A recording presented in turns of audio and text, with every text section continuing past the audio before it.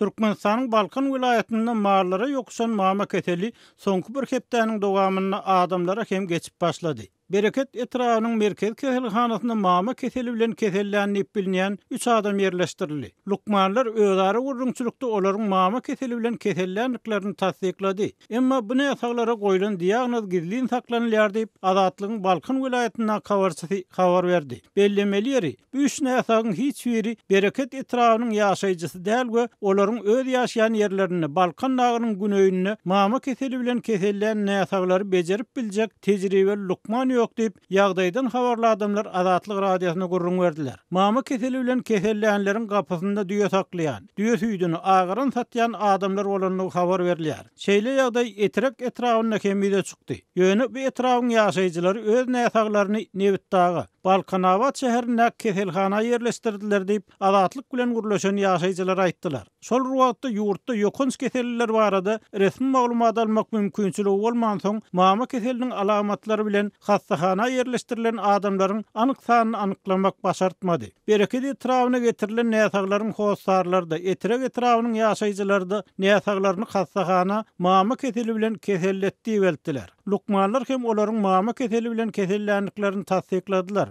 Ýöne resmi ýagdaýda bu diagnoz gizlin saklanýar. Sebäbi ýurtda ýokun keselleriň soňuna çykylan gaýdylýar diýip Azatlyga ogşan maglumatda berilýär. Azatlyk radiosy Balkan vilayatynda düýeleriň näwelli kesellen köpçülikleýin ölýänligini oktýabr aýynyň aýagyna habar berdi. Keselin ilki ýaýran ýeriniň etrek etrawynyň Madaw obasynyň ýaşaýjylarynyň gurrun bermeklerine görä kesel ýokuşan düýeleriň agdyndan ak köpük gelýär we olar kellelerini gaýta-gaýta ýer urup ýerlerinden galyp bilmän ölýärler. Belede adamlaryň aýtmaklaryna görä bu marlara ýokuşan mama keseliniň baş alamatlarynyň biri hasaplanýar. Madaw obasynyň özüne de mal garalaryna da karantin ıglan edildi. Tehel şühe bildirilen mallar owanyň daşyna çykarylyp ýürüýte germek üçin saklanýar diýip ýerli ýaşaýjylar Azatlyk radiosyna gurrun berdiler. Emma muňa garamazdan 20 gün içinde mundan öň 10 adamdan ibaret topar Oba we Suw Hojalyk Ministrliginiň Veterinariýa institutunyň we vilayet veterinar gullugynyň hünärmenleri 3 günläp Madawda bolup düýeleriň açlykdan ölenini barada netije geldi. Därde geçirilen barlyklar düýelerde hiç il mama keseliniň ýokdugyny görkezdi. Bu barlyk soň Aşgabatda hem